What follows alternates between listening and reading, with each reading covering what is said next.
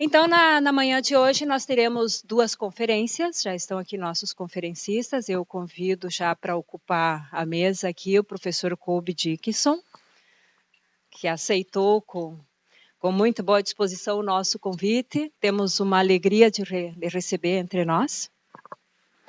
E eu passo a uma rápida apresentação. Com licença.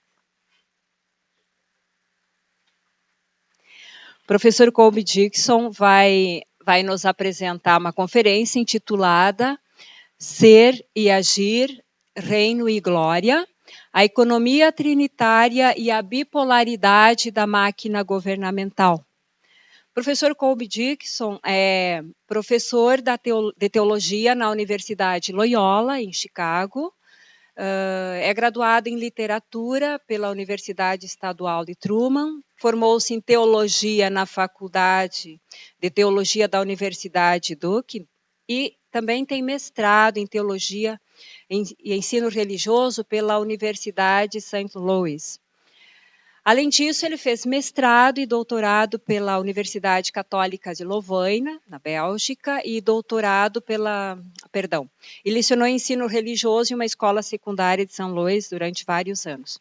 Tem algumas publicações e pesquisas sobre a relação entre o pensamento contemporâneo da Europa continental e a teologia sistemática, com foco principalmente nas obras de Walter Benjamin, Jacques Derrida, Michel Foucault, Giorgio Agamben e Paul Ricoeur. Algumas de suas publicações que nós destacamos, uma das mais recentes é Agamben e Teologia, ainda Entre o Cânon e o Messias, a estrutura da fé no pensamento continental contemporâneo. É editor também de uma obra intitulada Santos, entre aspas, né?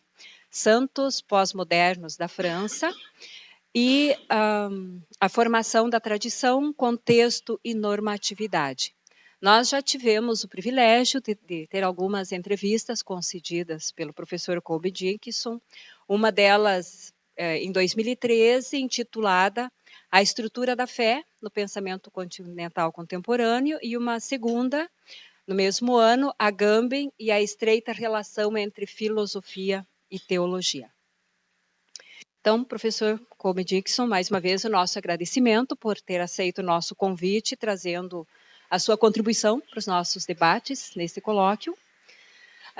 O modo como nós vamos trabalhar, nós teremos, então, durante uma exposição pelo nosso convidado de mais ou menos 1h e 15 minutos, e depois disso nós abrimos o debate, abrimos espaço para perguntas, contribuições, comentários. Então, por favor, fique à vontade, a palavra está com vocês.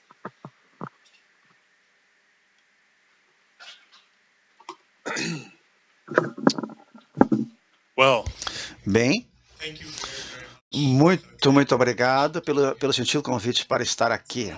É uma honra para mim estar aqui e falar a vocês. Muito obrigado pela hospitalidade até agora. E sem mais delongas, eu vou começar a palestra então.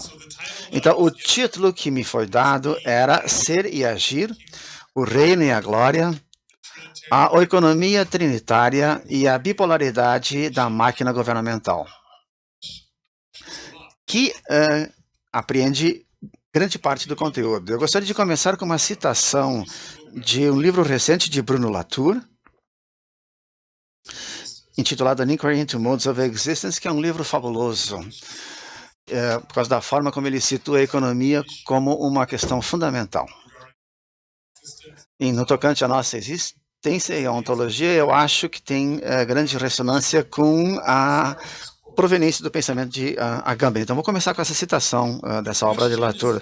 A questão é como os brancos, que achavam que podiam ensinar ao resto do mundo a racionalidade pura e dura da economia, ainda estão tão imbuídas dessa religião secular. Por que eles continuam a acreditar em outro mundo, acima e além deste mundo? Um mundo que não seria o resultado de uma organização, e sim do desdobramento de uma série de decretos com os quais só podemos assentir? Em outras palavras, Por que os brancos nunca se livraram da velha ideia de uma economia formulada pelos padres gregos, que designavam a economia da salvação, isto é, a distribuição da obra salvífica de Deus no mundo, embora se crescem que eles eram materialistas e ateus? Fim da citação. Dentro da exposição de Bruno Latour sobre a centralidade da economia dentro do pensamento ocidental, reside a realidade que assombrou a teologia durante séculos. E quando eu digo teologia, como Latour indica, eu estou me referindo à teologia branca, mas também masculina, colonialista e certamente dominante na Europa. Então, por que ela não pode se desvencilhar da economia aparentemente transcendente que a governa? Se é verdade, como diz Latour, que não se pode negar a providência e ao mesmo tempo reintroduzir o supernatural da economia, então por que tantos esforços foram produzidos, tanto em termos teológicos e na era secular em que vivemos, em termos materiais e econômicos, para mascarar ou velar a relação entre a providência e a economia? Por que introduzir uma religião secular, como ele a chama, que só mascara de leve a crença numa economia transcendente que reina a partir de cima? A resposta a essas perguntas é um tanto óbvia. Então, é uma resposta que o próprio Latour articula, às vezes, de maneira bastante direta.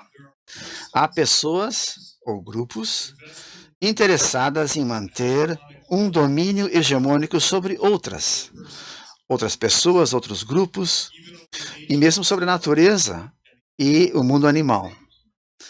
Pessoas que têm condições de manter sua posição e de poder somente negando e, dessa forma, sustentando uma relação de opressão. A economia providencial não pode ser dispensada, já que grande parte do nosso mundo depende de seu funcionamento relativamente tranquilo. É uma necessidade para esses atos de dominância. Então, a narrativa dominante, acrescenta Latour, é realmente uma ilusão, enxertada numa realidade muito mais complexa. Uma ilusão que só é sustentável porque, na realidade, a providência, diz ele, não existe. O espaço vazio sobre o qual a providência é projetada é meramente uma tentativa de apegar-se a uma realidade que, do contrário, esmagaria a humanidade através de sua pura vacuidade. Encontrar algo assim como um momento de libertação, tanto para a humanidade quanto para todas as outras formas de vida em nosso mundo, entretanto, significa aprender a criticar essa economia ou providência de relações político-teológicas explicitamente vinculada à construção do ser humano ocidental. Um aspecto que, no que se segue, eu vou aprofundar através da obra de George Agamben. E eu digo aqui que a noção de ser humano, e eu vou falar também da noção do sujeito, que eu acabo de ser informado há pouco pelo tradutor, que em português, a palavra subject em inglês pode ser traduzida de duas formas em português. Então, estou invocando explicitamente a ambiguidade da palavra subject em inglês. Subject pode significar súdito e pode significar sujeito em português. Então, deliberadamente, eu estou usando a ambiguidade desse termo em inglês, as duas acepções da palavra subject em inglês, que significa súdito e sujeito em português. Não obstante, o que Latour sonha, e o que Agamben também sonha, acho eu, é um mundo que seja mais honesto com seus motivos. Um mundo que esteja disposto, finalmente, a admitir seus interesses materiais e políticos e que, por isso, vai deixar de transcrevê-los para dentro da realidade com um imprimatur teológico. Os pretensos secularistas normalmente eram crentes o tempo todo, crentes numa economia providencial, cuja época quase passou, mas não com suficiente brevidade. Citação, e de novo de Bruno Latour: Se houve necessidade de tantas guerras religiosas antes que alguém pudesse sonhar da separação do Estado e da religião, quantas guerras em torno da economia teremos que suportar antes de decidirmos nos separar, tanto da providência do Estado quanto da providência do mercado? Quando é que nós vamos pôr fim a essa longa infantilização, essa situação de dependência, tornando-nos verdadeiros materialistas? É concebível que as pessoas que achavam que estavam ensinando a descrença ao resto do mundo e que se jactavam de sua suposta secularização vão finalmente aprender a liberdade econômica? Final da citação. E eu tenho uma nota de rodapé sobre essa citação. Como o presidente do meu país, que é para mim um constrangimento para todos os americanos, Donald Trump, está visitando o Oriente Médio de momento e ele apresenta uma nota de rodapé muito interessante sobre o comentário de Latour, porque de muitas formas, como vocês viram e suspeitam, ele não tem nada de religiosidade verdadeira dentro dele, ele não tem uma crença em Deus, o Deus dele é ele mesmo, ou então o mercado, ou a providência, digamos assim. E ainda assim, nessa aparência de crença religiosa que ele às vezes apresenta, ele recebeu o maior apoio de cristãos evangelicais evangélicos nos Estados Unidos do que qualquer outro presidente no período moderno, mais do que George Bush, que ao menos tinha alguma sensibilidade religiosa, era um cristão renascido. Trump não tem nada disso, mas ele recebeu mais votos dos cristãos evangélicos e evangelicais do que qualquer outro presidente. Por quê?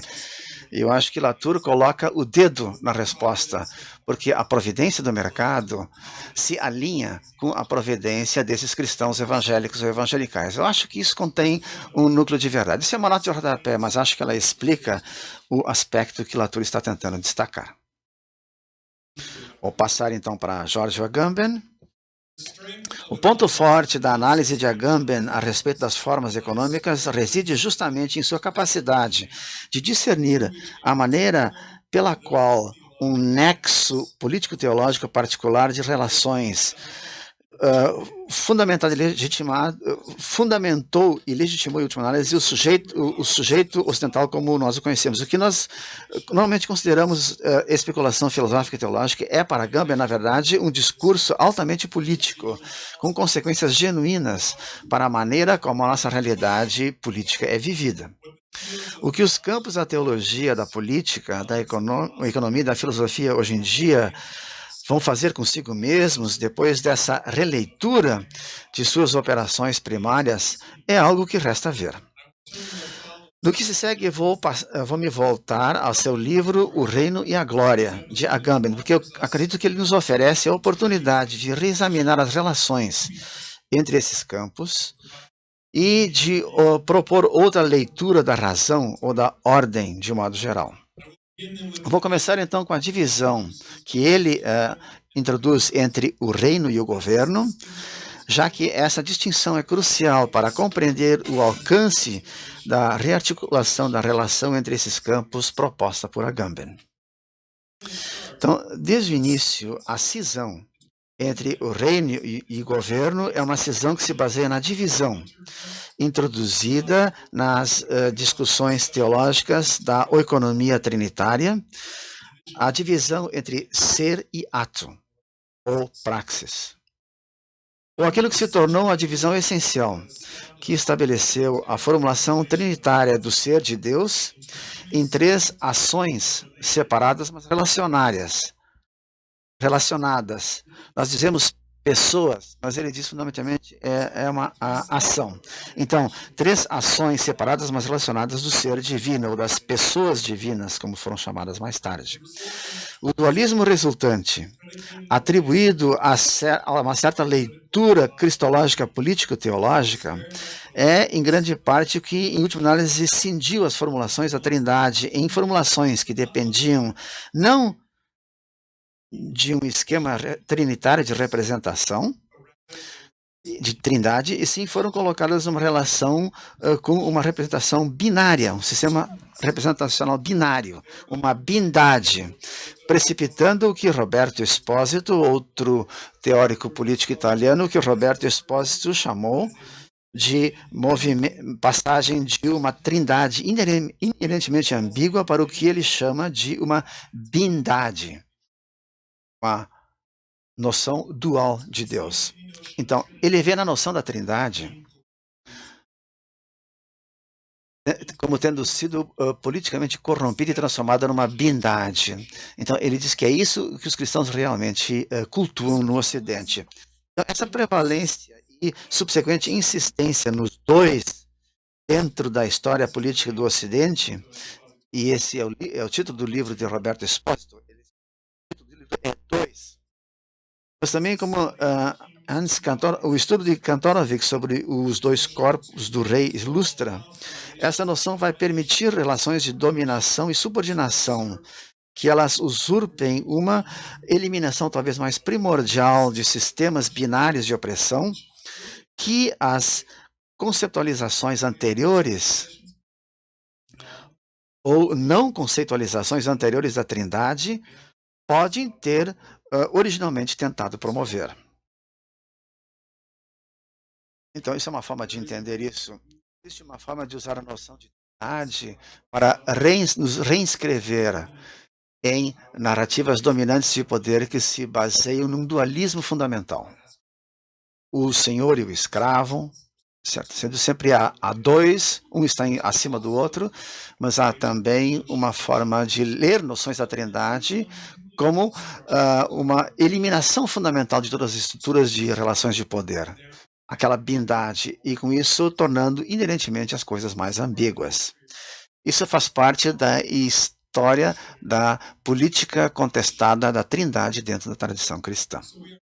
Então, historicamente, resta-nos uma cristologia imposta a uma Trindade, um aspecto que Agamben não hesita em destacar como algo que permanece no núcleo das posições trinitárias estabelecidas. Nas palavras de Agamben, citação, é esse o secreto dualismo que a doutrina da oikonomia insinuou no cristianismo. Algo como um originário germe gnóstico, que não tem a ver tanto com a cisão ou a cesura entre duas figuras divinas, mas com a cisura ou a cisão entre Deus e seu governo do mundo. Até aqui a citação. A referência de Agamben a uma percepção gnóstica de dualidade e a concomitante de distância que o divino exibiria em relação aos súditos do soberano que são governados com uma eficiência e disciplina burocrática, é precisamente o que força a divisão entre o reino e o governo a ganhar grande destaque dentro da história de antagonismos que continuaram a definir as operações fundamentais da teologia política. A partir da perspectiva de Carl Schmitt, o notório teórico político que era membro do Partido Nazista, mas da perspectiva de Carl Schmitt, que Agamben utiliza como ponto de partida para seu estudo genealógico da estrutura dualística incrustada na política ocidental, havia a pessoa do soberano, aquele que decide. Há a pessoa do soberano que simplesmente não podia ser erradicada dos fundamentos da sociedade liberal democrática, independente de quanto essa sociedade desejasse eliminar o rastro do soberano. Embora Schmitt possa ter sido um tanto desdenhoso de uma sociedade liberal e da forma como ela tenta resolver os assuntos cotidianos de seus cidadãos através do império da lei, o que Schmitt taxou como uma conversação interminável. Existe ainda assim uma natureza inseparável no realismo entre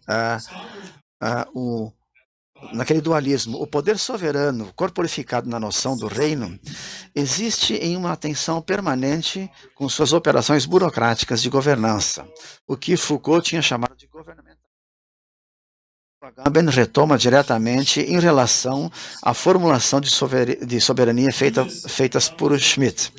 Dessa forma, Agamben consegue manifestar uma atenção que nem Schmitt nem Foucault tinham teorizado plenamente em suas respectivas obras. Em palavras simples, Schmitt enfocou na soberania, Foucault focou a governamentalidade, mas nenhum deles conseguiu juntar as duas coisas e dizer que elas existem numa tensão inseparável entre si. Temos que ter as duas coisas. É isso que Agamben tenta fazer no livro O Reino e a Glória. Então, a singularidade do estudo de Agamben a respeito dessa relação entre o poder soberano e a governamentalidade, que é seu braço burocrático, é isso que dá uma maior urgência a seu estudo intitulado O Reino e a Glória. Porque é aí que ele descreve com a maior clareza a relação exata entre soberania e governamentalidade, bem como as muitas tentativas de suturá-las ou recompô-las ao longo da história do discurso teológico.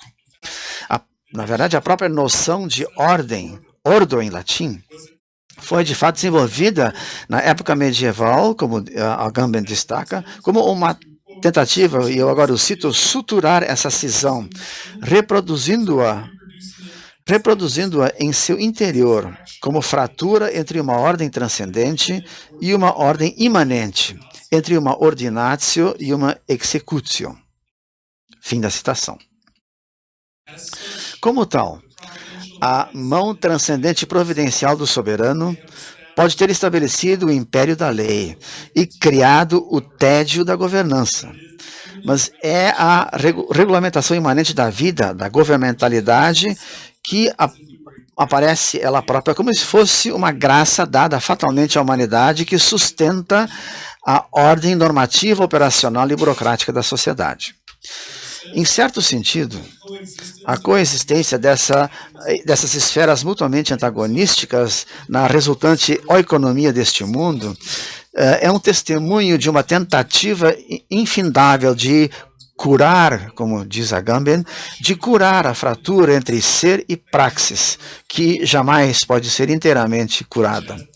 Assim como a cisão, como ele diz em outro lugar, entre a filosofia e a poesia, que não pode ser suturada, não pode ser capaz de certa forma, precisamos das duas reflexões, e não podemos imaginar exatamente como elas imaginam, mas sabemos que precisamos das duas.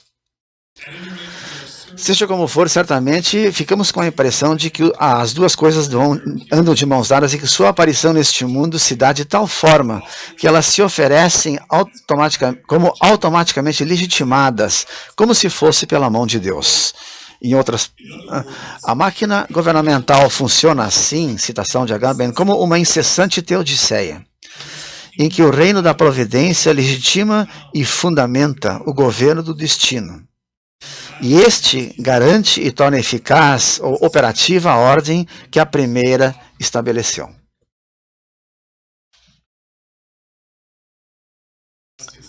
Meu melhor exemplo disso vem de um filme que eu assisti recentemente. Vamos levar isso a um nível muito simples aqui, a título de exemplo. Eu levei meu filho, que tem 10 anos de idade, para assistir o novo filme do Batman. Não sei se ele é conhecido aqui no Brasil. Vocês conhecem a ideia do Batman, né? Esse herói de histórias em quadrinhos. Esse filme apreende muito bem o aspecto que Agamben quer destacar. E meu filho entendeu. Então você tem lá o chefe de polícia que diz, inclusive no filme, o que me interessa é o império da lei. A lei é que deve ditar como nós tratamos os criminosos. Mas é claro, o Batman, ele é o soberano. Ele é soberano como homem rico, e naturalmente ele age fora dos limites da lei. Se você olha os filmes do Batman, ele transcende a lei, porque de alguma forma ele permite que a lei existe, mas na verdade ele é a verdadeira fonte de poder e, em última análise, da justiça. A decisão dele, a sua capacidade de decidir, é o que fundamenta a ordem da sociedade. Então nós precisamos do Batman, mas também nos damos conta de que o Batman transcende o império da lei. Na verdade, ele age fora da lei. para trazer a verdadeira justiça diretamente, que naturalmente que é a capacidade impossível de tomar uma decisão imediatamente se um criminoso deve ser executado e assim por diante. Mas no filme, e é um filme para crianças, nós nos damos conta da verdadeira solução é que o império da lei, o chefe de polícia, que é uma bela mulher, aliás, tem que se casar com o Batman. Os dois têm que andar de mãos dadas. Isso frustra o Batman, frustra ela, mas eles ensinam, nós temos que operar dessa forma. Isso apreende perfeitamente, acho eu, não só as características estereotipadas de como os homens se relacionam com as mulheres, os homens como soberanos, como aqueles que decidem, contra as mulheres que, com as palavras de Carl Schmitt, ficam presas nas conversas infindáveis do liberalismo que não decidem nada. Imaginem quantas mulheres são estereotipadas dessa forma, mas isso apreende perfeitamente o aspecto que a Gambin quer ressaltar. As duas coisas andam de mãos dadas, é assim que nós ditamos a hora em nosso mundo. Então, esse é um exemplo simples, eu espero que isso faça sentido, eu acho que ele articula algo nesse sentido. Schmitt, por sua vez, tinha discernido corretamente a necessidade de uma conceitualização político-teológica da soberania. Mas ele também tinha sido muito desdenhoso demais do liberalismo, com o qual ele se encontrava inerentemente e eternamente em tensão. Sua tentação de enfatizar um lado em detrimento do outro, entretanto, não é algo que desaparece com facilidade. Essa é a tentação que persiste em cada denúncia dos poderes que tendem numa direção ou na outra. E de muitas formas, isso constitui o pano de fundo de uma política partidarista muitas vezes binária. Essa ilusão de que nós temos que todos fazer parte de um partido ou de outro. A gente não pode existir em algum lugar no meio dos dois. Isso não é uma realidade. Todos nós somos tentados a ir numa direção ou na outra. Desse ponto de vista, há e aparentemente sempre haverá, digamos, os elementos mais conservadores que acentuam a autoridade da decisão e a resultante identidade comunitária e a nossa fidelidade a ela como a única opção, e haverá os elementos mais liberais que replicam a posição conservadora com uma ênfase no império democrático da lei que parece proporcionar igualdade para todos. Eu certamente vejo isso acontecendo na política americana. Talvez vocês também vejam isso no Brasil. Eu acho que muitos sistemas políticos estão baseados nessa estrutura. Eu cito a Gambin, o paradigma econômico providencial é, nesse sentido, o paradigma do governo democrático, assim como o teológico político é o paradigma do absolutismo. Final da citação. E essas são as tensões. A tentação absolutista ou autocrática, por um lado, e a tentação democrática ou liberal. Entretanto, de muitas formas, a suspensão da regra que garantia o poder do soberano estava fundamentalmente em conflito com as estruturas jurídicas nas quais a sociedade liberal se baseava. E ainda assim, esse império da lei não era possível sem um estado de exceção declarado que permitia que essas leis surgissem antes de mais nada. Uma espécie de aporia política aparece para nós através da existência dessa maquinaria binária, já que nós não podemos resolver a tensão que define grande parte da política ocidental. O soberano, seja lá qual for a forma que esse poder soberano assume, ele mantém uma distância dos assuntos cotidianos da governança através da sua capacidade de emitir uma decisão que institui a esfera para o império da lei, embora o soberano, na sequência, não governe diretamente os súditos. E talvez eu use a palavra ele para me referir ao soberano, mas essa foi assim intencionalmente porque eu acabo de descrever. Também descreve a origem, onde foi a minha família, onde o pai tomava as decisões, mas a mãe é que dirigia a economia doméstica. Essa atenção. Esse é o sentido implícito da expressão analisada tanto por Agamben quanto por Foucault, de que o rei reina, mas ele não governa. Final da citação. O soberano é, portanto, de potência ordinata, sujeito à lei. Mas, ao mesmo tempo, de potência absoluta, ele não está limitado pela lei, não limitado pela lei.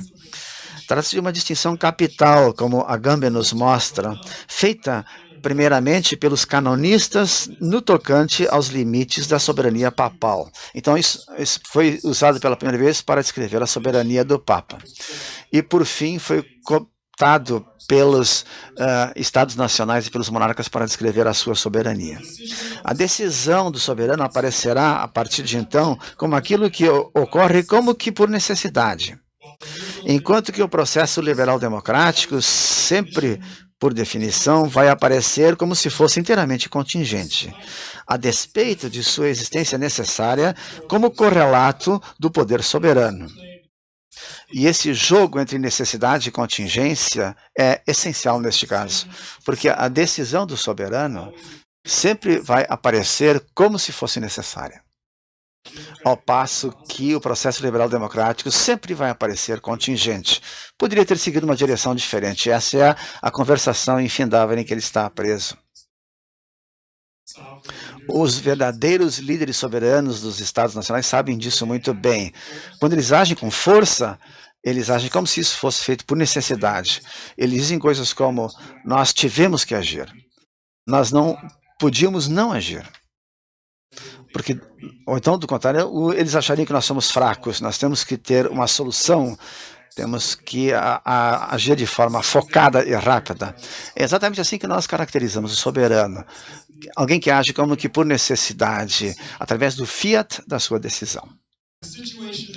A situação que resulta, nos dito, é uma situação em que, eu cito agora de novo Agamben, no poder, todo o poder, tanto humano quanto divino, deve manter juntos esses dois polos. Ou seja, deve ser ao mesmo tempo reino e governo, norma transcendente e ordem imanente. Fim da citação. O soberano sempre aparecerá como estando postado a uma certa distância das operações cotidianas do mundo, enquanto que a governança burocrática só terá condições de sugerir que o divino está disseminado e disperso ao longo de toda ou por toda a criação. A conclusão introduz uma tentação perpétua para a teologia, segundo a qual a gente tem que escolher ou entre uma divindade soberana, gnóstica ou deística inteiramente transcendente, que é uma espécie de modelo deísta, ou se pode pressupor as implicações de um panteísmo inteiramente imanente. Essas são as duas tentações com que nos deparamos. Essa também é a razão pela qual, como teólogo, eu nunca fico surpreso de que os teólogos que mais frequentemente desafiam a visão soberana de Deus, que geralmente é uma divindade masculina soberana, geralmente são teólogas feministas ou teólogas queer que optam por escolher que Deus é, na verdade, uma opção panteísta ou panteística. A discussão sempre acaba dessa forma.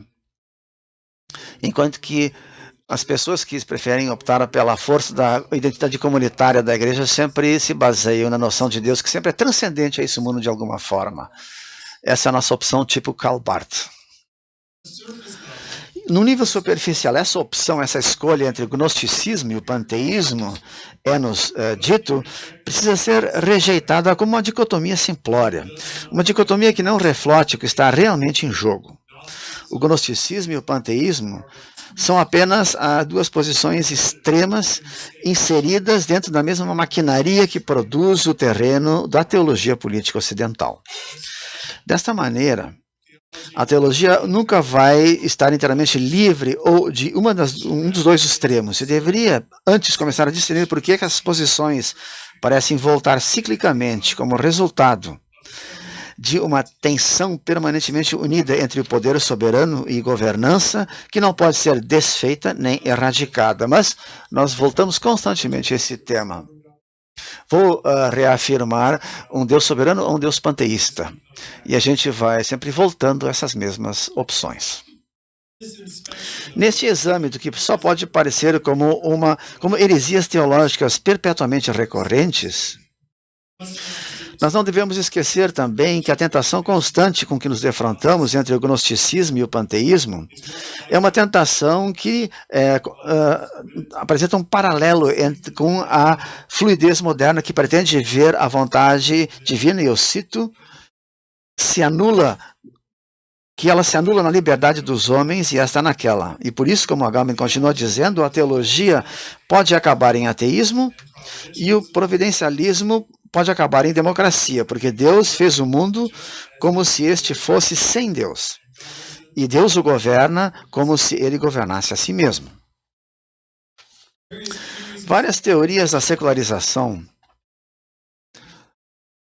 ainda estão tentando resolver as implicações desses movimentos, que pretendem ver a ascensão moderna do ateísmo ao lado da elevação da vontade humana para dentro da sua própria divindade, como Ludwig Feuerbach já tinha observado corretamente. Embora eu deveria acrescentar, o que mais preocupa a Agamben são, na verdade, as implicações político-teológicas desses movimentos. Se pode dizer que Deus cria o mundo através de um gesto soberano de criação ex nihilo a partir do nada, e depois deixar o mundo se governar a si mesmo, de modo que a humanidade moderna poderia começar a se confundir com o soberano divino e começar a replicar o poder soberano dentro de suas próprias estruturas e instituições? Então, quais são as implicações políticas de formulações teológicas específicas que dizem respeito a Deus? E o que permanece ou resta de uma possível divindade por trás dessas preocupações, que seria certamente um Deus um tanto desconhecido? O que se pode dizer da mesma maneira de uma humanidade que não procura imitar a divindade soberana? Eu vou retornar a questões de uma possível humanidade e divindade para além de suas assinaturas histórico-teológicas, passando primeiro para a construção de uma ordem político-teológica destinada a unir incessantemente o que para sempre é mantido separado, ou seja, o reino e o governo. A tentativa de ocultar e ainda assim manter essa tensão entre esses dois âmbitos é muito instrutiva, na medida em que a ordem que ela articula é uma ordem que define o papel da própria racionalidade. E talvez em termos muito maiores do que a maioria das pessoas talvez tenha entendido. Em suma, todo o tecido representacional dualístico da política e da teologia, assim como da própria linguagem ou língua, ganha sua razão de ser específica através desse ato político-teológico que se baseia em uma inclusão excludente, ou, como também se chama, uma exclusão includente, que depende de sua maquinaria sacrificial, que constitui a própria base. A maquinaria sacrificial constitui a própria base de todo o projeto do Homo Sacer que Agamben empreendeu. No primeiro volume de Homo Sacer está inteiramente enfocado nesse ato excludente, que de alguma forma também inclui a figura excluída a fim de estabelecer a ordem e a política na sociedade.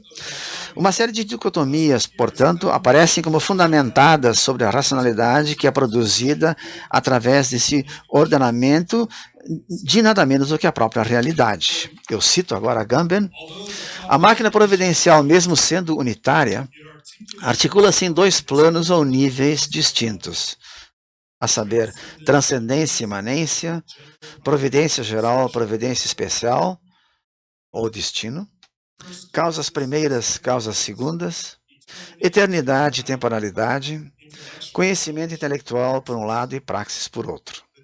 Os dois níveis são estreitamente correlatos ou entrelaçados, de modo que o primeiro funda, legitima e torna possível o segundo, enquanto que o segundo realiza concretamente, na cadeia das causas e dos efeitos, as decisões gerais da mente divina. O governo do mundo é aquilo que decorre ou resulta dessa correlação funcional. Fim da citação. A lógica dicotômica que as lógicas dicotômicas que Agamben enumera aqui são apenas a ponte do iceberg, como os leitores e leitoras da obra de Agamben já sabem há tempo. Eles não são os únicos dualismos que são reproduzidos por esse esquema. Há também, além disso, esses dualismos de imanência e transcendência, reino e governo, a gente já pode dizer de homem e mulher, masculino e feminino.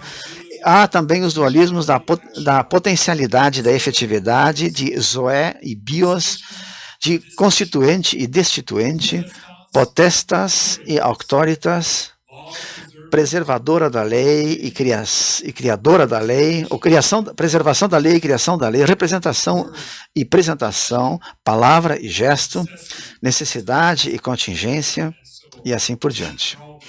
Tudo isso são dicotomias muito essenciais para a obra de Agamben.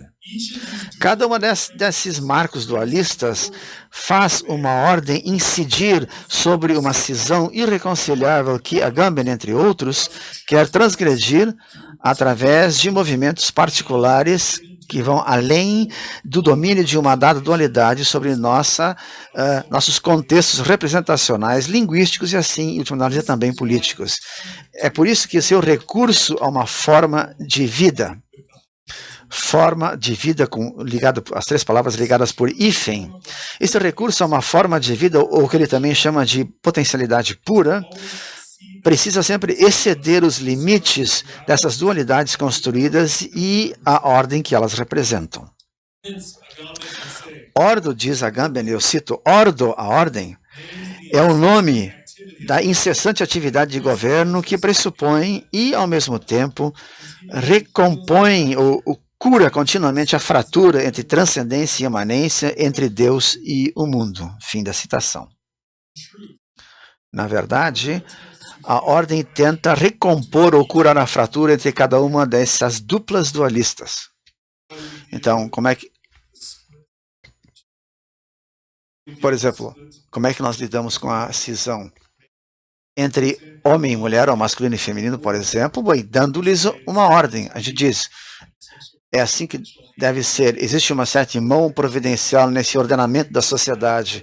Nós precisamos ter que os homens tomem as decisões sobre as mulheres. É assim que as coisas funcionam. Essa é a ordem que nós damos para tentar permanentemente curar a fratura que percebemos e que talvez não exista na realidade. Como o Latour, o que Agamben quer destacar é que esse dualismo não existe. Nós os fazemos, depois fazemos de conta como se uma ordem nos tivesse dado esses dualismos. Essa é a mão transcendente e invisível do mercado, da economia, mas também do Deus que institui a ordem que nós percebemos como natural.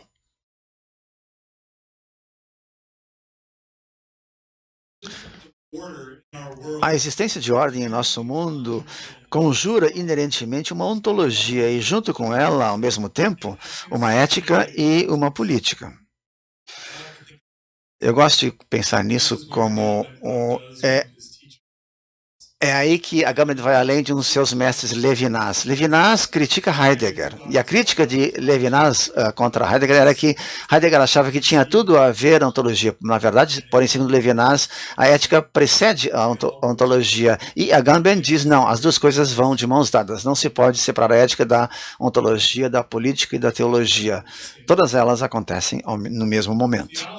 A teologia, então, por sua vez, serviu historicamente como um discurso legitimador crucial para as várias complexas redes de relações que formam essas ordens ou cosmologias. Então isso é muito importante. A teologia serve para legitimar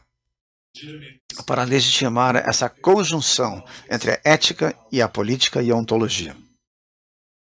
A mitologia, como se poderia esperar, desempenha igualmente um papel significativo na configuração, na narração, na justificação e na transmissão dessas relações ao longo do tempo e do espaço, para transmitir essa ordem que transcende qualquer local ou história dada ou específica. O teólogo James Allison, por sua vez, observou como a construção de uma ordem normativa se baseia numa narrativa mitológica e na maquinaria antropológica de uma inclusão excludente, ou o que ele chama de bode expiatório, usando um linguajar de René Girard. A obra de René Girard, que é muito central para a teologia de James Allison, mas ele articula da mesma forma muito parecida com a articulação de Agamben. Na história da teologia que Agamben desconstrói genealogicamente, é uma história que se deve a essas estruturas mitológicas e seus ritos litúrgicos, tanto de poder quanto de glória.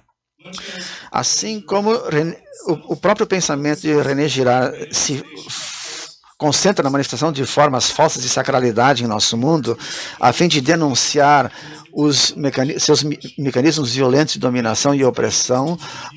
O objetivo de Agamben é revelar a vacuidade sobre a qual a ordem se fundamenta e que a própria ordem eu cito, a ordem é um conceito vazio, ou mais precisamente, não é um conceito, mas uma assinatura. Ou seja, algo que, como vimos, em um signo ou em um conceito, excede-o para remetê-lo a uma determinada interpretação ou deslocá-lo para outro contexto, sem, no entanto, sair do campo do semiótico, a fim de constituir ou construir um novo sentido ou significado. Portanto, ele é transferível e pode ser facilmente imposto aos sujeitos que habitam um dado campo de representações sociais e políticas, como o preço a ser pago por uma inteligibilidade simbólica compartilhada. A implicação desse raciocínio é de que a ordem transcendente só se refere à ordem imanente, e a ordem imanente só remete para a ordem transcendente. Elas se reforçam mutuamente uma à outra e estabelecem uma série de relações que constituem o que nós consideramos ser a ordem do universo.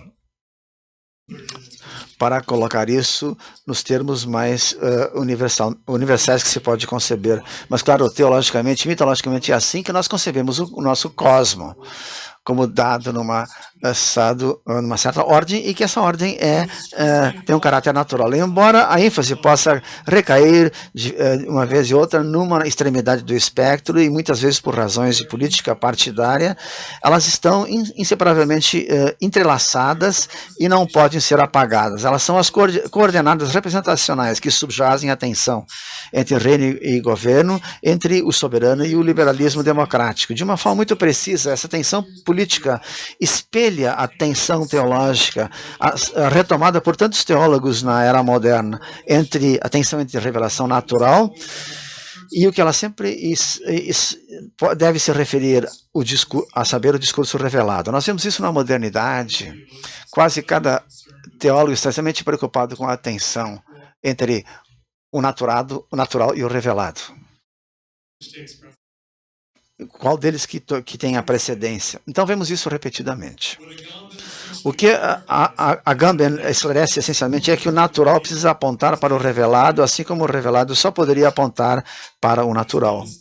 Não é um equívoco que a teologia muitas vezes foi politicizada através de sua divisão entre aqueles e aquelas que acentuam a essência pluralista da revelação natural, que é naturalmente a tentação liberal, corporificada em alguém como Schleiermacher, por exemplo, e aqueles e aquelas que teologicamente enfatizam a soberania da verdade revelada, que seria sua tendência mais conservadora, como fez Karl Barth, por exemplo. Vemos isso repetidamente. É por isso que Karl Barth não suporta a teologia de Schleiermacher. Ele atacou repetidamente, e vemos isso acontecendo também em círculos católicos com Hans Urs von Balthasar, repetidamente. Essa discussão dos fundamentos metafísicos da ordem, ou da própria razão, é uma implicação importante do pensamento de Agamben, que nos oferece uma completa releitura da modernidade em sua busca para libertar o sujeito soberano, recorrendo somente à razão. A definição kantiana do esclarecimento ou do iluminismo foi, como devemos lembrar, dependia da capacidade da pessoa de superar um estado de imaturidade, ou o que em alemão se chama de Unmündigkeit, uma imaturidade de que a própria pessoa é culpada, que é uma forma interessante de formular as coisas à luz da afirmação de Agamben que a ordem se fundamenta na inclusão excludente de uma figura marginalizada ou minoritária. Então, é uma forma muito interessante de formular o esclarecimento do iluminismo. Nas palavras de Kant, a imaturidade é a incapacidade de fazer uso do nosso próprio entendimento sem a direção de outra pessoa. Na realidade, então, a formulação da autonomia e do estabelecimento da própria razão como o eixo da subjetividade da pessoa implica subordinar nossa imaturidade. Então, para ser um adulto racional e razoável, a gente tem que subordinar a imaturidade dentro da gente mesmo. A gente tem que dominá-la para poder estabelecer a verdadeira razão e racionalidade como o sujeito soberano adulto que você deve ser. Ao que poderíamos ligar facilmente com a nossa animalidade ou a nossa debilidade, qualquer que seja a forma que ela assuma, a fim de reinar como soberanos de nós mesmos, para constituir o sujeito como soberano. O que Kant tinha denunciado como oprimido e necessitado, carente de libertação, era um estado que ainda tinha atingido a pessoalidade, a verdadeira libertação que ele buscava, subordinando ao mesmo tempo a não pessoa, a pessoa, aquela pessoa que é um sujeito, que ousa raciocinar sem ser dependente do entendimento de outra pessoa. Ou seja, aquele ou aquela que é racionalmente soberano sobre si mesmo ou si mesma e que não tem falta de resolução e que por isso ousa raciocinar. Esse é a conclamação de Kant para o iluminismo, sapere aude, ouse raciocinar. Esse é a pessoa que mantém a liberdade completa, enquanto que a não pessoa, a minoridade, permanece em cadeias e que se tornaram muito reais, se tornaram uma realidade muito real nas não pessoas subalternas desdenhadas que foram subsequentemente consideradas inferiores, imaturas e necessitadas de colonização. Essa é a retórica. Leiam os filósofos do século XVII que escrevem sobre a descoberta europeia da África pelos europeus.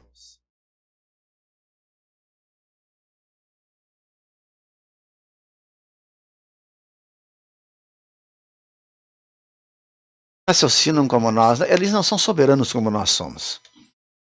Como Roberto Espósito já demonstrou, a moderna maquinaria da pessoalidade e os humanismos que a acompanham no Ocidente foram muito atuantes no estabelecimento de em definir uma certa percentagem da população como sendo não pessoas, através da ligação estabelecida entre soberania e o indivíduo autônomo que reina sobre si mesmo através do exercício da razão ou de uma ordem mitológica. Esta seria a mitologia da razão. Existe uma circularidade de raciocínio, uma tautologia do poder soberano, que não pode ser ignorada como fundamento dessa lógica.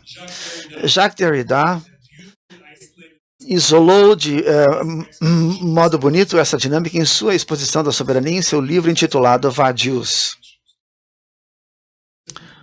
Nesse livro, intitulado Vadios, onde essa tautologia serviu para legitimar aquilo que jamais pode ser realmente legitimado e que foi, na realidade, um conceito vazio. Algo assim como a realidade político-ontológica, um dar vida às novas roupas do imperador. Este é o caso, como Agamben demonstra de maneira paralela, porque a ordem, como a glória, é tanto um atributo essencial do divino, quanto aquilo que precisa ser dado ao divino pelos seres humanos que são portadores da imago Dei através do ato do culto. Esse é o índice de relações recíprocas que define a inscrição do poder em relações de dominação e de forma alguma leva à sua desativação. Isto é, como quando a gente pergunta a alguém por que ele ou ela é soberano, a resposta que ele ou ela dá é porque eu sou soberano. Não há justificação para isso.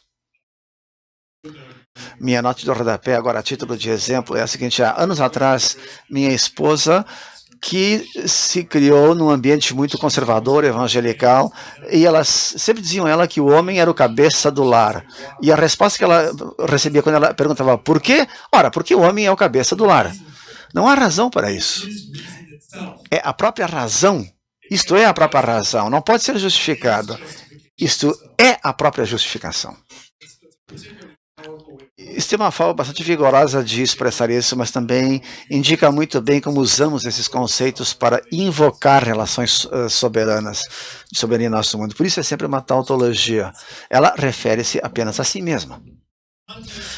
No contexto da discussão da inscrição teológica do poder feita por Karl Barth, dentro de sua definição de glória, por exemplo, Agamben discerne como, e eu cito agora, a circularidade da glória chega aqui à sua formulação ontológica.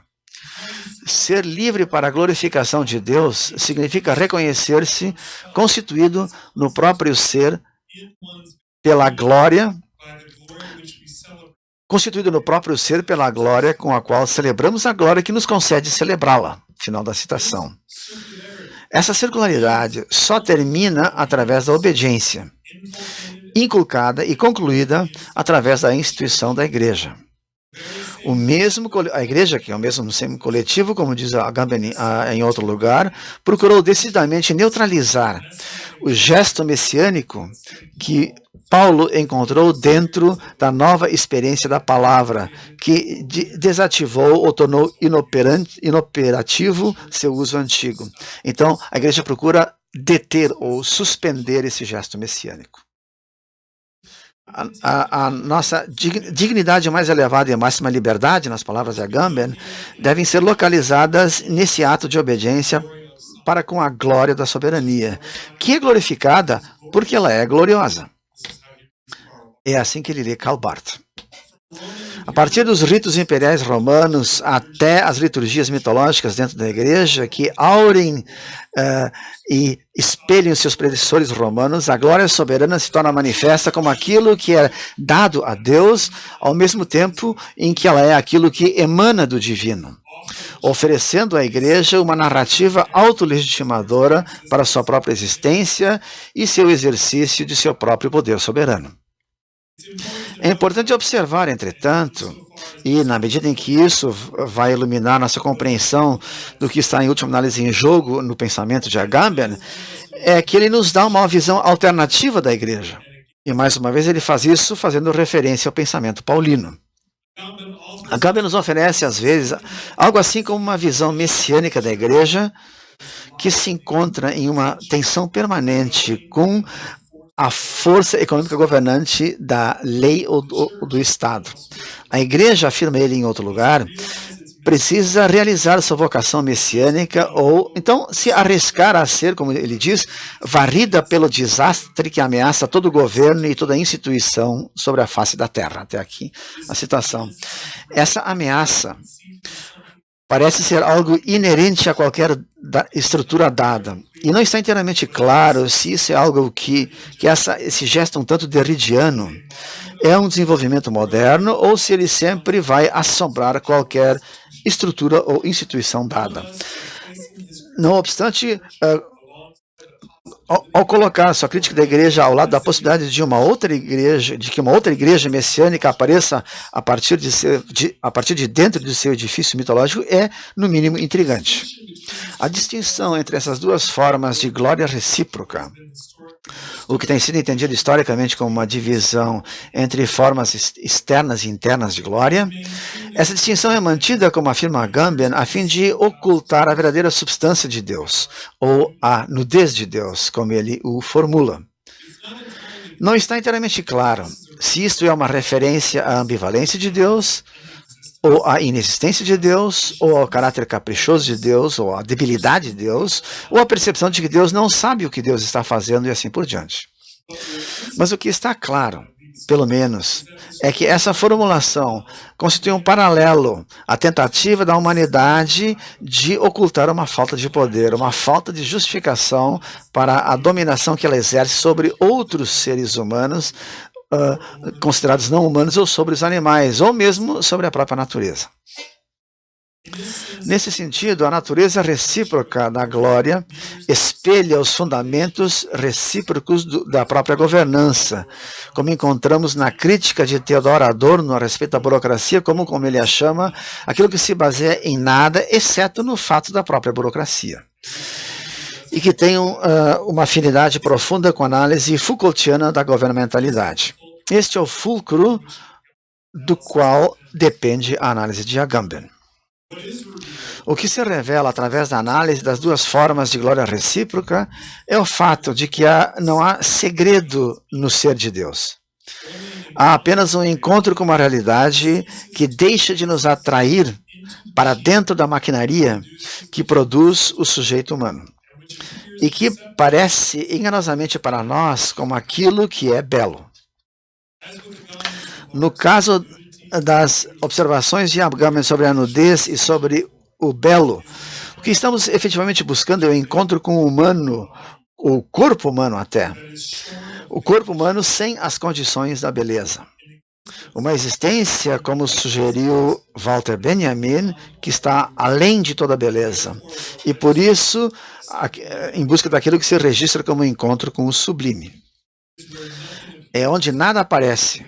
É um encontro com só o próprio véu, nas palavras de Agamben.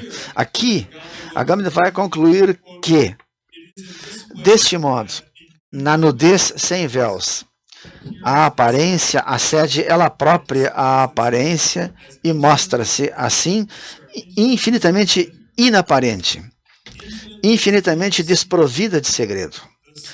Em outras palavras, a aparência é sublime enquanto exibe a sua própria vacuidade e, nessa exibição, deixa acontecer o inaparente. Fim da citação. Com isso, somos levados de volta aos gestos vazios da soberania, mas também a vacuidade que permanece no ser qualquer, que é a expressão de Agamben, ou na forma de vida com hífens. Forma de vida vivida para além dos limites da representação que nós procuramos encontrar na relação autenticamente ética que Agamben está buscando. Para ser claro, isso é também o que resta no pensamento de René Girard depois que o sagrado falso foi eliminado. Como diria Girard, é o túmulo vazio de Cristo sobre o qual nenhuma comunidade violenta ou excludente pode ser construída. A glória recíproca, que fundamenta os mecanismos violentos de poder subjacentes à autopercepção de uma comunidade, realmente não são mais do que um fino véu que tenta ocultar um abismo de vacuidade, sua nudez, por assim dizer. Um aspecto que Agamben não hesita em desmascarar como tal. Eu cito: a distinção entre glória externa e interna, que se contrapõem uma à outra, constitui realmente uma explicação suficiente? Ou não revela, pelo contrário, a tentativa de explicar o inexplicável, de esconder o que seria embaraçoso demais deixar sem explicação? Fim da citação. A glória é, nesse sentido, assim como a própria ordem, uma tentativa de suturar a linha divisória entre reino e governo, entre modelos imanentes e econômicos da Trindade, bem como entre o ser e a ação. O gesto que Agamben está fazendo aqui é sugerir que a glorificação da oração que ocorre doxologicamente, liturgicamente, a fim de ocultar o hiato entre esses vários dualismos, é o mesmo gesto feito através da oração que o sacrifício também faz. Como o sacrifício é central para a maquinaria antropológica que Agamben quer condenar, assim também a oração, sugere ele, através de sua glorificação do divino, mantém o dispositivo que pretende construir o sujeito humano em um nexo específico de relações de poder.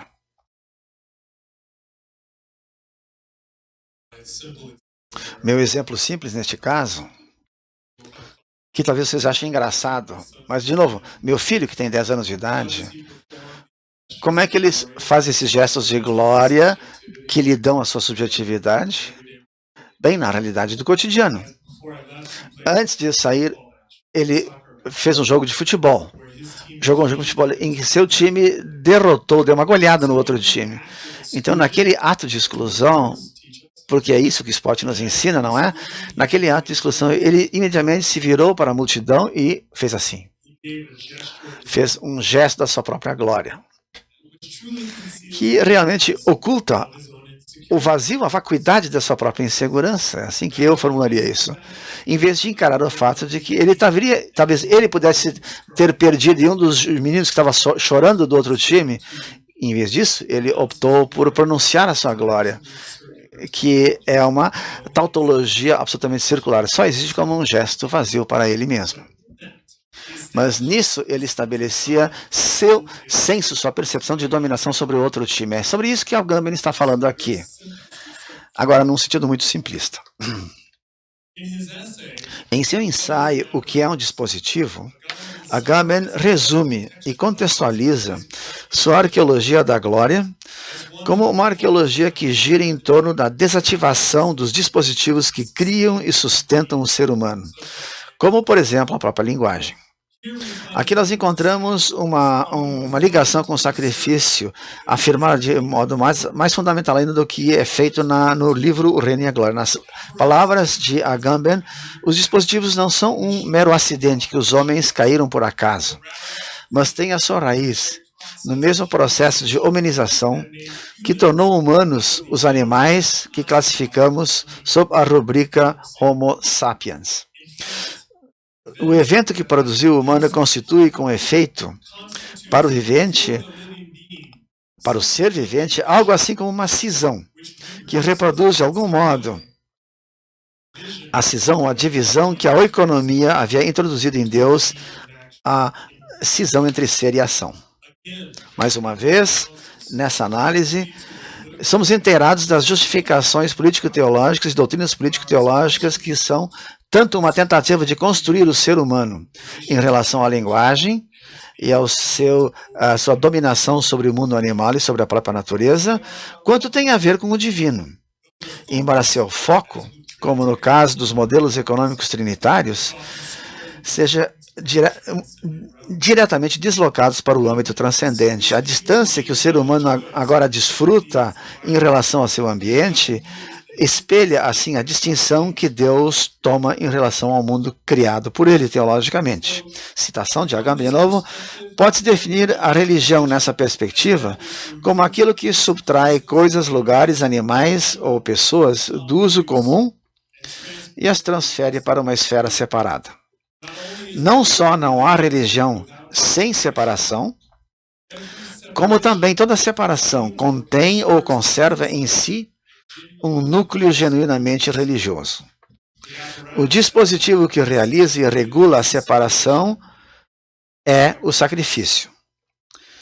Por meio de uma série de rituais minuciosos, que variam segundo a variedade das culturas, o sacrifício sempre sanciona a passagem de alguma coisa do profano para o sagrado, da esfera humana para a divina. Final da citação. A relação entre sacrifício e a criação de ordem, ambas facilitadas através do discurso da religião, essa relação é cimentada como a maquinaria central da subjetividade ocidental. A razão pela qual qualquer sujeito existe, para início de conversa, e a razão pela qual a manutenção do sujeito, teologicamente, mas às vezes até filosoficamente, é tão significativa. A tarefa do que Agamben chama de profanação, portanto, profanar as coisas, equivale a tornar os dispositivos que fabricam o sujeito humano inoperativos ou inoperosos, significa desativá-los. Só dessa forma, nós poderíamos aceder a uma nova compreensão da vida vivida sem ser inscritos ou inscritas em tais relações. A forma de vida, com hífen, que todo o projeto Homo Sacer tem visado desde seu início. À luz do fato de que toda a série do Homo Sacer do Agamben é orientada pela pressuposição que articula o processo da antropogênese nas mãos de uma maquinaria que procura criar o ser humano como sujeito, somos forçados a perguntar como a própria razão inerente nos processos que nos dão ordem contra um caos aparente, essa razão se deve às mesmas forças do sacrifício que demarcam a inclusão excludente que define a figura do Homo Sacer. Isto é, até que ponto a própria razão, ou seja, qual for a racionalidade que empregamos, utilizada para manter a distância, para manter distante o caos da nossa própria animalidade, para reprimir sua verdade, ainda mais, através da existência aparentemente misteriosa e através da implementação aparentemente misteriosa da linguagem, dar uma ordem à existência humana, instituir uma racionalidade hierárquica e categórica de qualquer espécie, poder-se sugerir, isso é pouco mais do que a realização adicional das mesmas forças que permitem que a humanidade domine o mundo animal externo a ela, ao mesmo tempo em que ela domina, o ser humano tenta dominar o animal que está dentro dele mesmo. O conceito da hierarquia no Ocidente, afinal, se origina na tentativa do pseudo-Dionísio de sacralizar uma forma de poder que desce da Trindade, passa pelas triarquias angélicas e chega à hierarquia terrena. Algo que pode ser facilmente estendido, em princípio, à hierarquia da humanidade sobre a animalidade também. Em seu livro O Aberto, como outro exemplo, caso em que a Agamben tenta esclarecer essa relação entre o animal e o humano, ele tinha descrito a animalidade do ser humano como uma zona fora do ser, um espaço de agnoia, ou não conhecimento, não saber. Entretanto, dentro de qualquer conhecimento que o ser humano constrói. Ele não está tentando forjar uma nova criação entre o humano e o animal, ou seja, postular uma síntese dialética dos dois de alguma forma, e sim ele está tentando tornar inoperativa ou inoperosa a maquinaria que incessantemente divide um do outro, a fim de legitimar o domínio do ser humano sobre o animal e sobre a animalidade dentro do próprio ser humano. A conclusão de Agamben sobre a antropogênese no livro O Aberto é paralela inteiramente suas conclusões no livro O Reino e a Glória. Eu cito no livro O Aberto: o ser humano sempre foi o resultado de uma divisão simultânea e articulação simultânea do animal e do humano, em que um dos dois termos da operação também era aquilo que estava em jogo nele. Tornar inoperosa e inoperativa a máquina que governa nossa concepção do ser humano significará, portanto, não mais buscar articulações novas, mais eficazes ou mais autênticas, e sim mostrar o vazio, a vacuidade central, o hiato que, dentro do ser humano, separa o ser humano e o animal. E significa nos arriscar para dentro desse vazio, dessa vacuidade, ou seja, a suspensão da suspensão, o Shabat, o sábado, tanto do animal quanto do ser humano.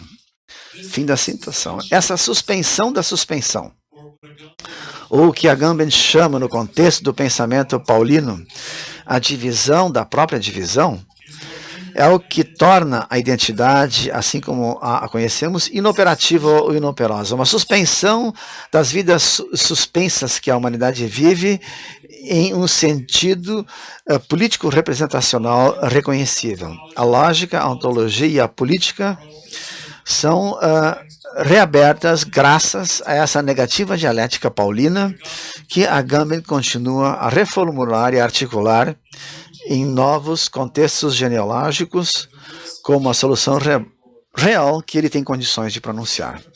A capacidade de raciocinar, como a definimos, incessantemente legitima e justifica esse empreendimento através de seu exercício infindável. É por essa razão que a própria lógica precisa sempre se basear em um fundamento metafísico antropogenético. Essa compreensão, certamente, era evidente para Martin Heidegger em suas aulas sobre os fundamentos metafísicos da lógica, em que a própria diferença ontológica entre o ser e os seres era o que fundamentava a própria lógica. O próprio Heidegger, que foi, a uma certa altura, o mestre de Agamben, entretanto, estava quase inteiramente distante das consequências políticas dessa conexão. Isto para seu próprio detrimento, como vemos historicamente.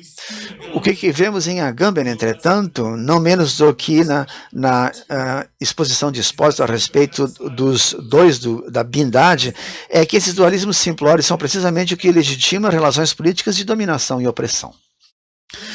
O irrepresentável dentro de cada representação. o incognoscível dentro de tudo que pode ser conhecido, o impensado dentro do próprio pensamento, mas que ainda assim fundamenta e sustenta o pensamento, que não pode ser dentro de cada palavra que forma a nossa capacidade linguística.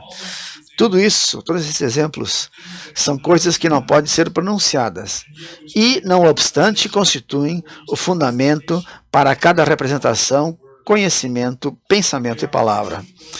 Eles são dualismos altamente políticos, mesmo que não apareçam como tais à primeira vista. Aquilo com que nos confrontamos em cada situação é a característica linguística singular da humanidade, que não podemos examinar diretamente por mais que quiséssemos. Assim como não podemos articular a uma animalidade que está dentro do ser humano. Isto é, falar a existência da própria linguagem é impossível de fazer com palavras. E ainda assim, isso é exatamente o que Agamben tenta dizer em e com sua filosofia.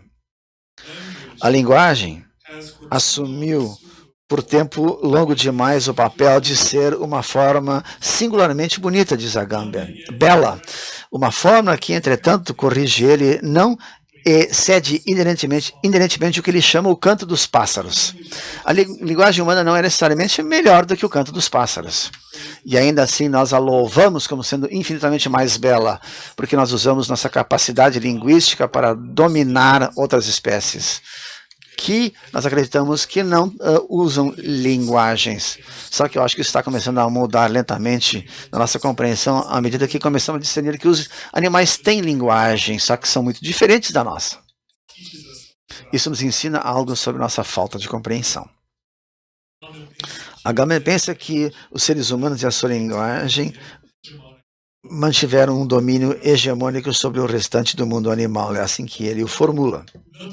Não obstante, a linguagem e a nossa capacidade linguística, a natureza bela das palavras e o nosso culto das palavras dominaram a história humana, a poesia, a narração e todo e qualquer contexto literário e oral na história do ser humano. Se seguirmos Agamben mais de perto, entretanto, nós vemos também que a linguagem também é o que introduziu um nexo de culpa e punição dentro do âmbito da existência humana. Pois, como ele conclui em outra parte, o fato de que o ser humano saiu de sua codificação genética a fim de falar e assim a fim de se remover dos outros animais que o cercam, é o que subsequentemente se tornou o pecado original da espécie humana. É a fonte da nossa culpa, o fato de que nós não sermos como os outros animais. E não sabemos o que fazer com isso. Então, nós mantemos uma dominação sobre o restante dos animais. A linguagem, que compartilha aqui uma afinidade particular com a ordem liberal pluralista, de que não podemos nos afastar, faz parte do que Agamben chama de Mysterium Burocraticum,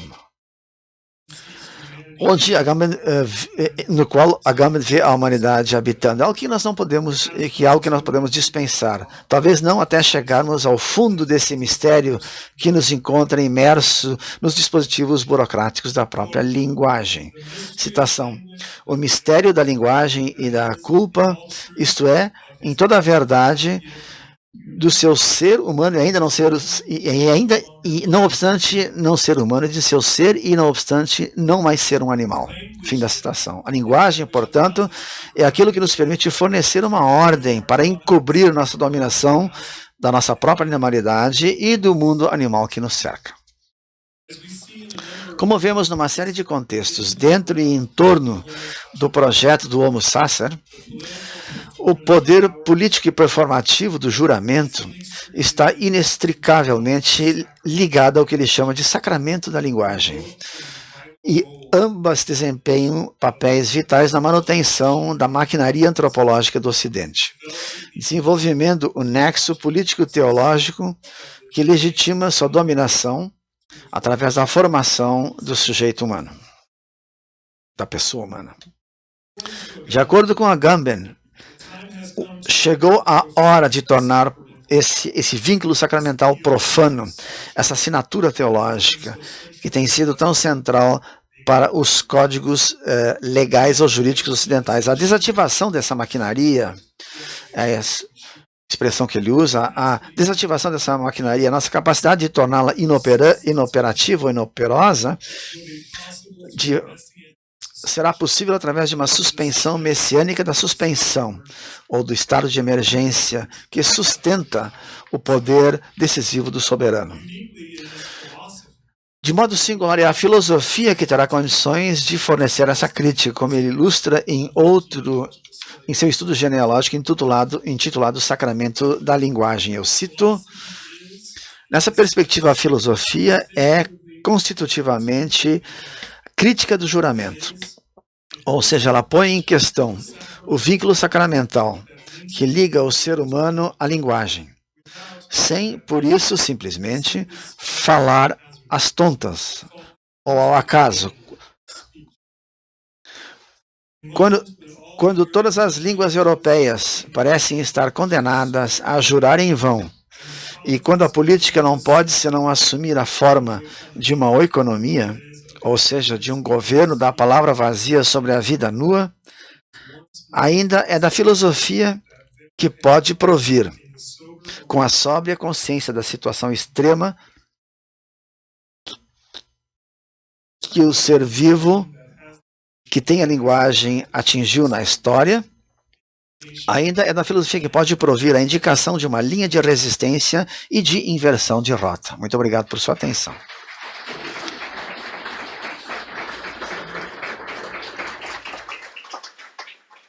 Obrigada, professor Colby Dickson, por sua conferência excelente. Também nosso obrigado ao nosso tradutor, professor Sander, pelo competente trabalho de tradução, nos auxiliando, então, nesta manhã. E nós imediatamente abrimos espaço aqui para algumas questões, perguntas, contribuições.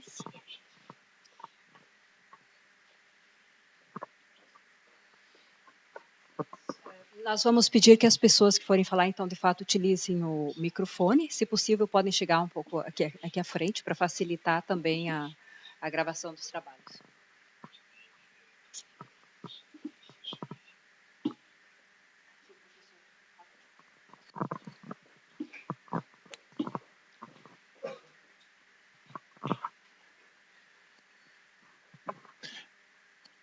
Bom dia. José Roque, sou professor de bioética aqui da universidade. Obrigado pela consistente análise de Agamben. Eu tenho uma questão. Os diferentes volumes do Homo Sacer, é evidente que eles não têm uma evolução. Eles são uma total circularidade, desde Homo Sacer, vida nua, até o último volume. Mas existem duas perspectivas que eu acho que, uma mais no início, no primeiro volume de Homo Sacer inicia, que é a análise da maquinaria sacrificial, que é uma maquinaria também antropológica, que você antes dizia, ela é a origem de todos os dualismos, humano-divino, homem-animal, e todas as outras dualismos que podemos analisar. E por trás desse dualismo, ou por trás da maquinaria sacrificial, está, no fundo, a questão de transformar algo do valor de uso em valor de troca. Eu creio que por trás do sacrificial está justamente a questão do valor de troca. Então, há que transformar o valor de uso em valor de troca. Eu acho que essa é a dinâmica, do fundo, sacrificial. E a desativação disso, você falava disso agora no final, é a questão do messianismo, que é repor, no fundo, a potência, que seria fazer voltar ao valor de uso. E aí está muito relacionado a tudo aquilo que é o capitalismo, o mercado. E aí, um dos últimos volumes de Agamben, o uso dos corpos, ele propõe, de certa maneira, uma ontologia do uso. E se bem me lembro, no seu livro Agamben e Teologia, você tem um capítulo que se chama Ontologia do Particular, ou da Particularidade. Eu perguntaria um pouco qual é a relação disso que Agamben chama, que certamente tem uma relação direta, ontologia do uso, e que você cita lá como ontologia da particularidade, em relação justamente à questão também do messianismo. Como é que essas três coisas, como algo que desativa a maquinaria sacrificial e antropológica, como é que essas três coisas, potência, particular e uso, como é que essas três coisas se relacionam?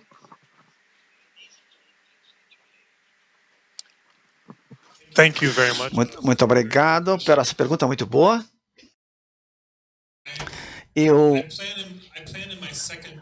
Na minha segunda palestra de amanhã, eu pretendo falar mais sobre a questão do messiânico, mas vou adiantar uma coisa agora. Primeiramente, é uma questão complexa, porque Agamben tem medo de que, ao mencionar o particular, é assim como ele fala sobre isso mais cedo na sua obra, ele teme recair no dualismo simplório do universal e do particular, e ele quer, de certa forma, escapar desse dualismo. Então, essa ontologia da particularidade que eu acho, sobre a qual ele efetivamente fala, é algo realmente como uma ontologia de uma particularidade que está para além do dualismo entre universal e particular, que parece uma coisa muito estranha. Mas ele tem, esse problema aparece nele repetidamente, o dualismo dele entre efetividade e potencialidade, ele quer ir além disso, e, no entanto, ele quer defender o que ele chama de uma potencialidade pura, que, de alguma forma, iria além do dualismo.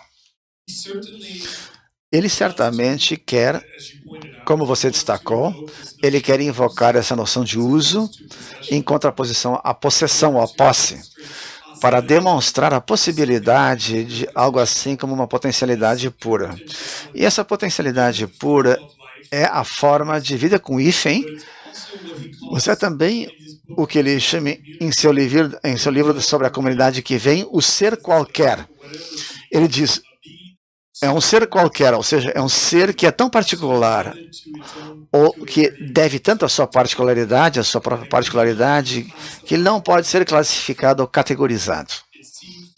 Ele parece transcender o âmbito das representações, das categorizações, qualquer coisa parecida. E Agamben quer ir nessa direção.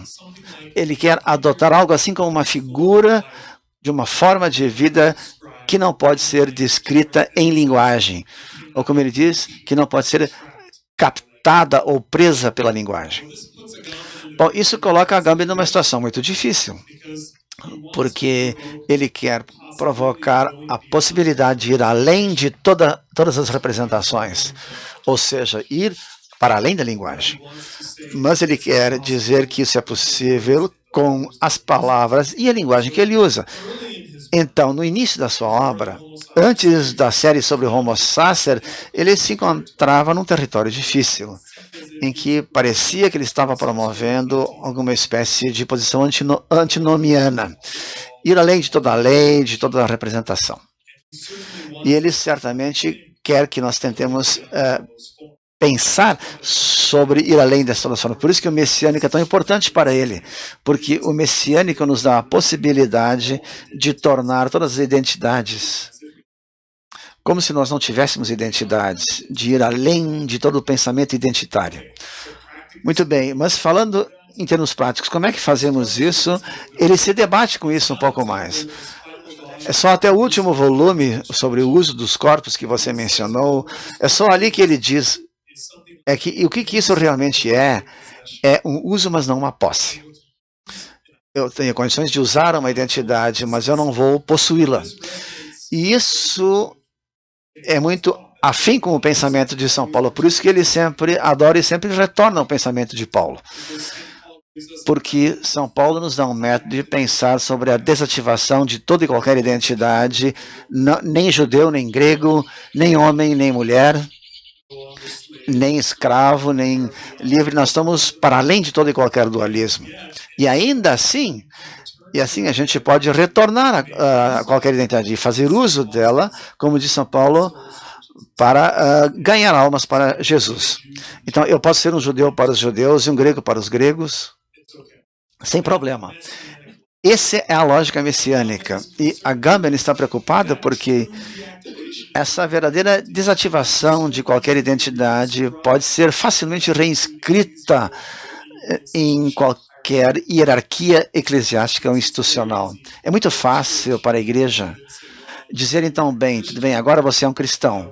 E agora vamos dizer, há cristãos e há não cristãos, e os cristãos estão salvos e os não cristãos estão condenados. Isso derrota a lógica messiânica, que é uma revogação de toda e qualquer identidade. Então, a complexidade é que Agamben quer pensar a forma de vida ou a desativação da identidade, ou o ser qualquer, como ele chama, ele quer pensar isso como, assim como existe dentro de toda identidade. Ou seja, dentro de toda identidade que já existe uma possibilidade de desativar essa identidade. Nós podemos fazer uso dessa identidade, mas não a possuímos. Eu acho que essa é a distinção que ele está tentando estabelecer. Eu podia dizer muito mais sobre isso, mas é uma questão muito complicada, mas eu espero que isso responda ao cerne da sua pergunta. Eu vou falar mais sobre o messiânico amanhã, mas essa é uma parte crucial da capacidade de Agamben de tornar inoperativa qualquer identidade dada. Você tem razão em apontar para que se trata de um uso e não uma posse. Essa é a diferença principal que Agamben está buscando.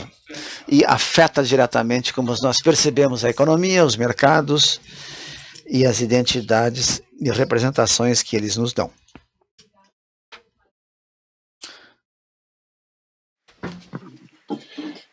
Dr. Dickson, muito obrigado pela apresentação.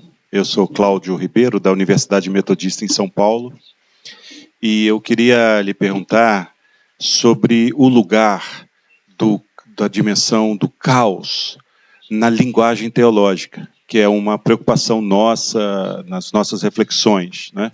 Você falou da ordem, né? E de fato nós somos herdeiros de uma linguagem teológica ordenada, né? Sistematizada na trajetória ocidental, europeia, sobretudo os chamados grandes teólogos, né? Europeus, Barth, Tillich, independentemente da orientação teológica, mas o núcleo central é a sistematização, é a ordenação. E nós vemos, especialmente no nosso contexto brasileiro, latino-americano, um tipo de explosão da linguagem a partir não de conceitos, mas de narrativas, de experiências, de descrições ligadas ao cotidiano. E isso eu considero que faz parte dessa tensão que Agamben nos diz da poesis e da praxis, né? Só para citar como exemplos, teólogos brasileiros como Rubem Alves, por exemplo, se opõem à ideia de uma teologia sistematizada para incluir uma dimensão poética, né? Uma teopoética. Também no campo da teologia feminista, né, você fez referência aí, todo um esforço de introduzir na linguagem teológica as descrições e as interpretações do cotidiano e da corporeidade, né? Como, por exemplo, a teóloga católica Ivone Gebara, né? E também nesse campo feminista, não muito conhecida, dentro da tradição protestante, da qual eu pertenço, a teóloga argentina, já falecida, Marcela Althus-Heide, que também faz uma explosão da linguagem, um pouco semelhante como James Allison, que é muito caro para nós, aqui no Brasil, né, por motivos óbvios, e que fala de fazer uma teologia fora do armário, né, que é a expressão em português para expressar a autenticidade, a assumir as condições da vida como ela é, não é? Dentro do viés que ele se propõe da homossexualidade. No caso desta teóloga que eu me referi, Marcela Althus-Heide, ela usa a expressão que desorganiza, né, o nosso pensamento, que desnormatiza, né, que dá uma certa instabilidade pela força caótica da linguagem, que é uma teologia sem calcinhas. né? Sem roupa interior, né? No espanhol se fala, sem roupa interior, sem calcinhas, né? Então eu queria ouvir um pouquinho você, passando pelo Agamben, né? O que você considera importante para a linguagem ou para o método teológico, essa dimensão explosiva, caótica, que eu acho que é geradora, né? O mundo é fruto da explosão, né? E como é que você analisa isso, né? O lugar dessa dimensão caótica na linguagem teológica. Obrigado.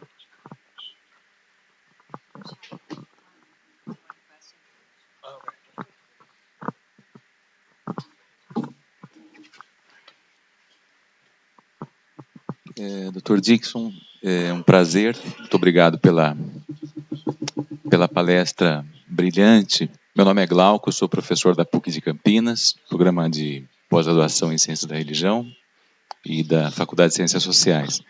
A minha pergunta é breve, na verdade, eu tenho várias. Eu vou fazer apenas 2 perguntas de maneira bastante sucinta.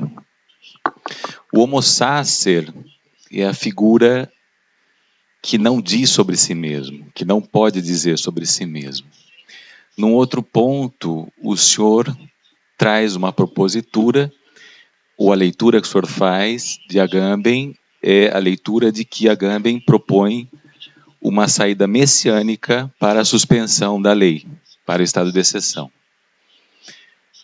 Há alguma associação entre o Homo sacer, que é a figura que não pode dizer sobre si mesma,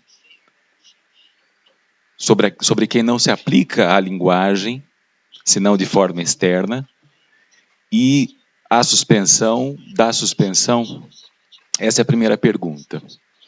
A outra pergunta é bastante também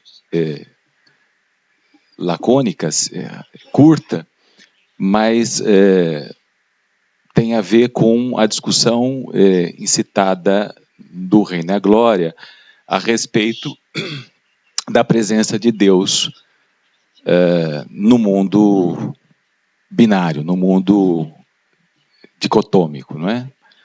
Então a pergunta é: Agamben está procurando Deus na contemporaneidade?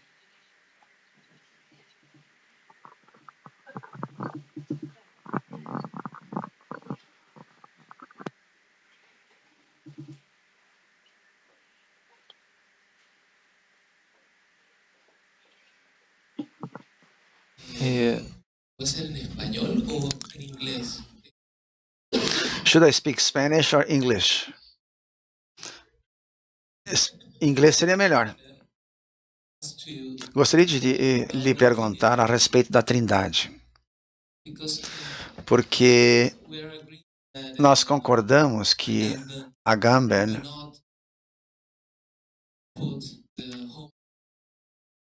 não coloca o Espírito Santo na sua análise da Trindade. Não? Com Expósito, mencionando Expósito, você tentou mostrar que essa Trindade seja, na verdade, uma dualidade, talvez. Mas e se o Espírito Santo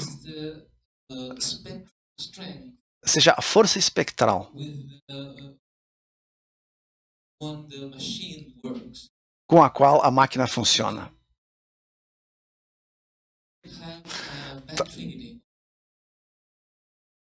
Talvez pudéssemos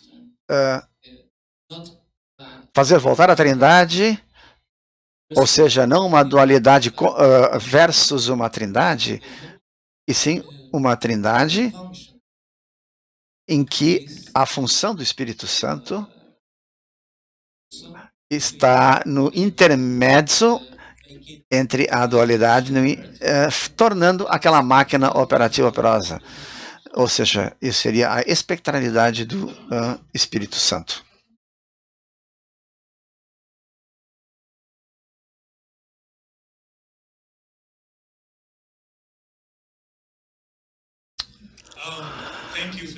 Muito obrigado pelas perguntas, são ótimas. Eu vou introduzir a última pergunta na primeira reflexão, porque existe outra forma de pensar sobre a Trindade do que Agamben analisa geologicamente no Reino e na Glória. Mas ele não fala sobre isso. Ele deixa isso fora. Então, o Espírito Santo é a figura ausente. Nós não temos uma pneumatologia que na obra de Agamben. É triste também que os teólogos orientais estão um tanto ausentes das suas reflexões, porque ele está preocupado sobre como o nexo político-teológico funciona no Ocidente. Mas isso não explica o Oriente e não leva em conta, digamos, os teólogos e teólogas feministas, queer e da libertação que estão tentando ler a Trindade como uma disrupção de sistemas binários. Eu acho que o uso de Marcella Althaus-Reid é muito apropriado, porque ela é apenas um exemplo de uma teóloga que vê a Trindade como uma figura disruptiva, que rompe qualquer dualismo ou forma binária de pensamento. E por essa razão eu acho que ela cita muito favoravelmente a obra de Agamben em vários textos. Na obra O Deus Queer, por exemplo, Althaus-Reid usa Agamben muito bem, em vários momentos cruciais naquele texto, para representar a disrupção de formas representacionais de pensamento. Então, a minha leitura de Althaus-Reid é, na verdade, muito próxima de Agamben. Eu acho que ele e ela estão fazendo algo muito semelhante. E por essa razão, acho que os dois correm o risco de ficar presos fazendo afirmações que parecem um pouco exageradas do que pode realmente ser vividas na eclesiologia. Mas Althaus-Reid diz, no livro The Queer God, o Deus Queer, que isso é uma estratégia retoricamente eficaz.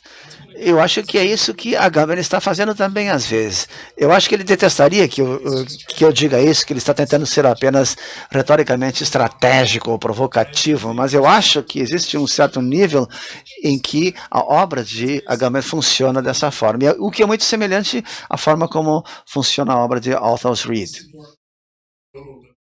É um aspecto mais anedótico. Eu me lembro que eu me encontrei com Agamben em Paris e eu perguntei a ele a respeito das suas opiniões sobre a igreja e eu disse que parece que o seu trabalho, sua obra muitas vezes aponta para a ausência da igreja, que não deveria haver igreja.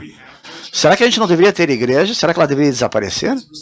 E a resposta dele foi dizer, quase como um comentário secundário.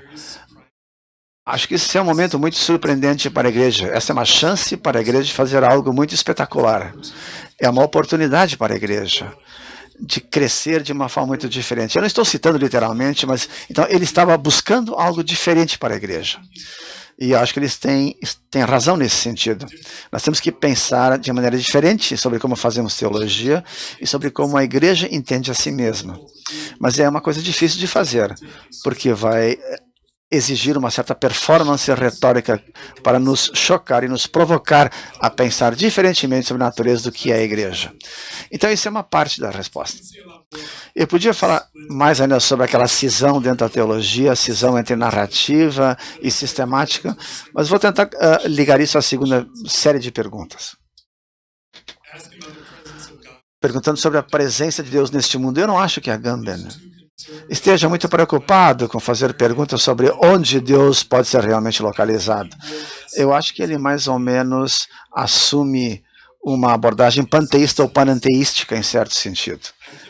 Eu acho que o que ele está tentando sugerir, entretanto, então, referindo-me a respeito à sua pergunta sobre onde se encontra Deus, é que a única forma pela qual teríamos condições ou seríamos capazes de acessar algo assim como uma presença, seja de Deus ou de outra pessoa, acho que para ele isso, nesse tocante, as duas coisas são muito semelhantes. A única forma de nos encontrar uma presença genuína não é através daquilo que nós supomos como que eu estou aqui apresentando minha presença para você e eu consigo fazer a apresentação. Não, não é assim. A única forma de se encontrar com uma presença é através do fracasso em representar alguma coisa e não conseguir representar alguma coisa. Então, naquela fissura onde não conseguimos mostrar uma representação genuína, é nesse momento que você chega mais perto de efetivamente ver o que é alguma coisa. Então, onde é que você encontraria a presença de Deus? só nos lugares onde você mostra seu fracasso, sua impossibilidade de representar a Deus. É aí que você chega mais perto de efetivamente encontrar a presença de Deus. Então, o cristianismo é muito importante para Agamben, porque este é o momento em que uma religião mostra o fracasso, a impossibilidade de mostrar a Deus da forma como nós achávamos que Deus tinha que ser apresentado. E nesse fracasso, nessa impossibilidade, nós chegamos mais perto de Deus. Mas, ironicamente, nós também chegamos muito perto de dizer que não há Deus. Chegamos o mais perto de ver a morte de Deus. Mas essa é a chance mais genuína para encontrar a presença de Deus ao mesmo tempo. Então, acho que é uma questão muito complexa, mas é mais ou menos nessa direção que eu iria responder. Sobre sua primeira pergunta, sobre qual é a suspensão da suspensão, funciona de modo bastante semelhante a isso. Não deveria ser um momento em que nós temos condições de suspender a regra, de modo que nós possamos dar uma nova forma de autoridade soberana ou poder, ou uma nova representação, que dessa vez seja real. Não. Isso sempre é um erro. O que nós podemos fazer é suspender a própria suspensão. E nessa impossibilidade ou fracasso de identificar alguma coisa, nesse fracasso, a impossibilidade de apresentar alguma coisa, talvez vejamos pela primeira vez o que a pessoa realmente é.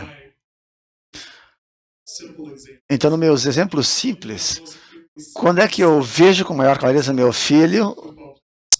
filho que joga futebol, eu não o vejo muito claramente quando ele se jacta de ser um bom jogador de futebol. Eu o vejo quando ele chora, porque não conseguiu fazer o que queria, não conseguiu ser quem ele queria ser. É aí que eu vejo quem meu filho realmente é.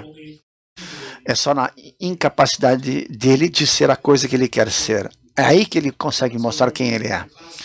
Então, no dualismo clássico de masculino e feminino, quando é que é mais provável que eu mostre quem eu sou realmente? Quando eu sou realmente um homem e mostro a minha masculinidade, o meu comportamento? Não. É quando eu articulo ou mostro onde eu não consigo ser um homem. É aí que eu mostro quem eu sou realmente. Do contrário, eu estou apenas fazendo de conta. E não há nada realmente lá. Não existe masculinidade. Isso não existe. Eu só posso ser eu mesmo, ou seja lá que ser eu sou, quando eu não consigo ser um homem. E nessa